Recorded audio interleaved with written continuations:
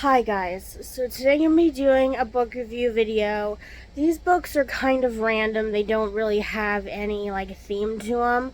So the first book I'm going to talk about is a book that I don't have anymore. I gave it to somebody else to read because they like this person. And it's the Pioneer Woman's book. I think it was from like 4 years ago, I think it was, because I think it was in 2020. It was called Frontier Follies. It was by Drummond. And in case you don't know who she is, she's the Pioneer Woman. She has a cooking show on the Food Network called Pioneer Woman. And I watch her every once in a while. She has 4 kids. She has a husband. They live in the middle of nowhere where they're not even surrounded by any neighbors or anything. And basically she shows you how to make stuff with, usually it's how to freeze stuff, what to use from your pantry when you can't just go right down the street to the store, that kind of stuff. And she's been on for quite a while. I would say maybe almost 10 years or a little bit more than 10 years. And I like watching her show. And basically, it's about her life on the farm. And it's just it doesn't really have chapters. It's basically little snippets. It's in parts of little stories that she tells about her family, her pets, how she got her cooking show, the mercantile store they have in town, that kind of stuff. And the stories in this book are really funny. I liked some of them. Some of them were I thought were really funny. And it's stuff that she wouldn't talk about, on the farm, or not on the farm, on her show. And I just liked it. I thought it was a really good book. This book is called The Book of Useless Information. It's by Noel, Botham, and the Useless Information Society. This is what it looks like. It's a small little book. It only took me a day and a half to read.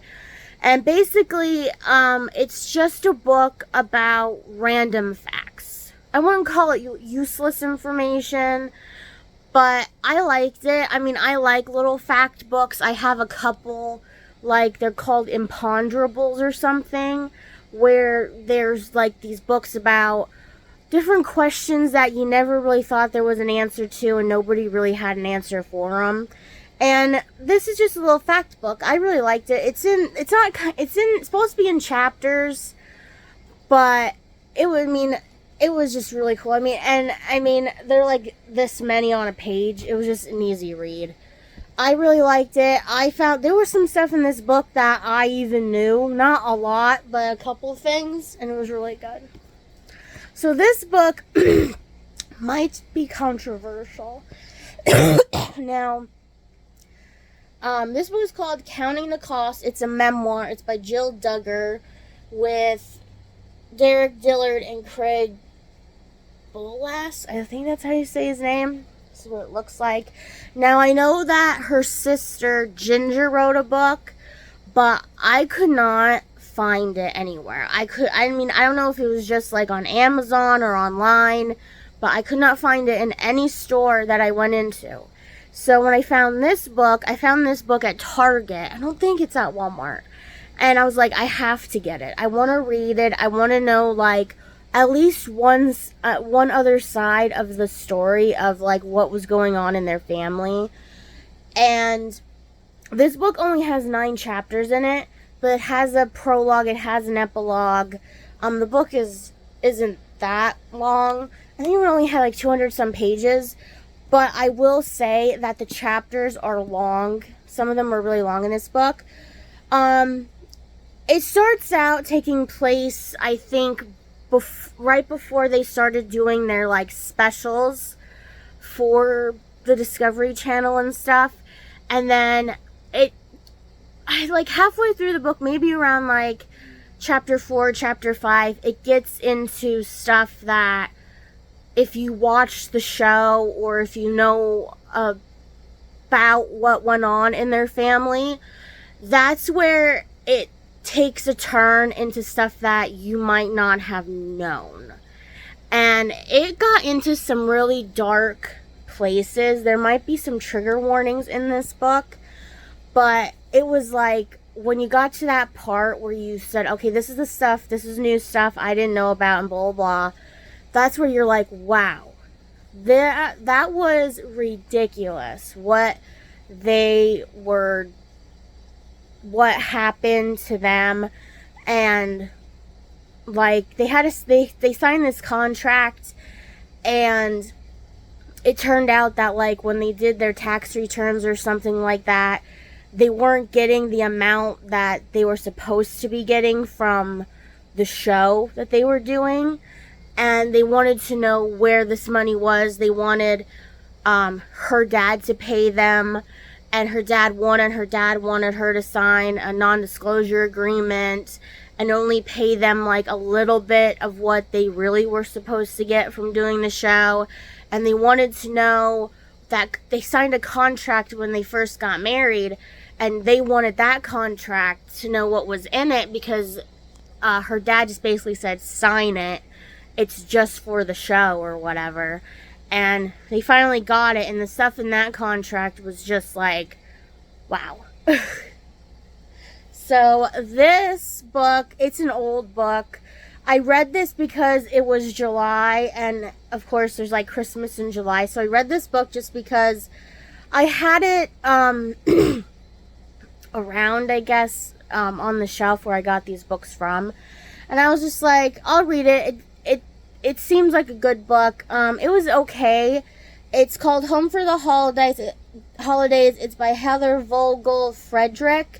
It's the Mother-Daughter Book Club, and this is a series. I didn't know it when I first read it, and this is what it looks like. Now this book, you know when you read Christmas books and there's not a lot of Christmas in it, or the Christmas part happens, or the holiday part happens like in the middle or the beginning of the book or the end of the book? Well, this book had holiday in it the whole time.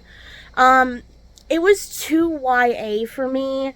It was about these girls who, they're kind of like, I think they're like preteens. Like, I think they're like in junior high, middle school, that kind of thing.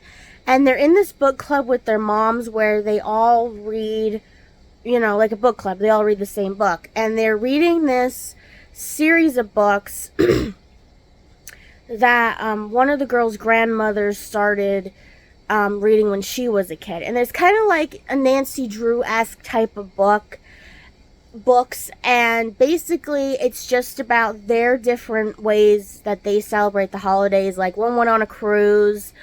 One wanted to go to Switzerland with her friend, and she got into like some kind of skiing accident, so she had to stay wherever. There's a girl who, and then they also have like problems in the book. Like, this girl, her dad lost her job, and they don't know if they have to move. He has to work at a pizza place, and she's embarrassed because she doesn't want her friends to know that her dad lost his job. There's this part of it which is like how it's YA. It's this girl, she has this long distance relationship with her boyfriend who lives in London, and he broke up with her, and she's so devastated about it, like the world's gonna end, that kind of thing. Like I said, it was just okay. The one thing I will say in this book is like, in the book, the chapters are based on one of the girls' perspectives, one of the teenage girls' perspectives.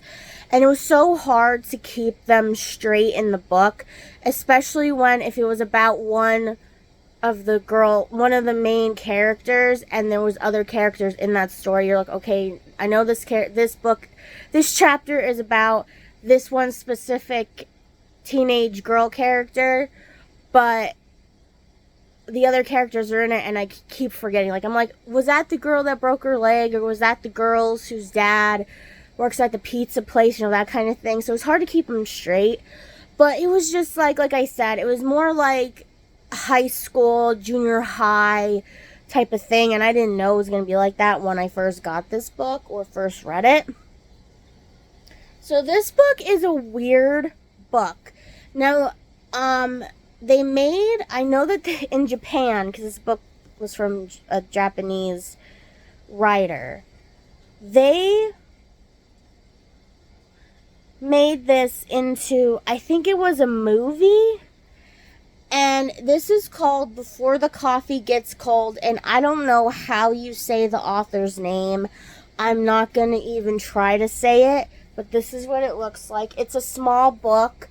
It was based on different stories in this book, and basically, the gist of it is it's this little cafe in Japan where they're famous for their cafe because you can go back in time. And the way you do it, there's all these different rules. There's just one seat in this whole cafe where you can go back in time, and it's occupied by a ghost. And the only time you can get in the seat is when this ghost goes to the bathroom. Like, literally, that's what happens. And it only happens once a day, so if you miss it, you have to wait another day for it to happen. And once you get into it, they put a cup of coffee next to you, and they say, you have to drink this cup of coffee before it gets cold in order to come back. And if you don't drink it before it gets cold, you turn into a ghost, and you're the next ghost that sits in that seat. And it's basically like, and the other thing too is whenever you go back in the past, the people or the person you're going back in the past to see has to have been at that cafe before. So that was another weird role they had.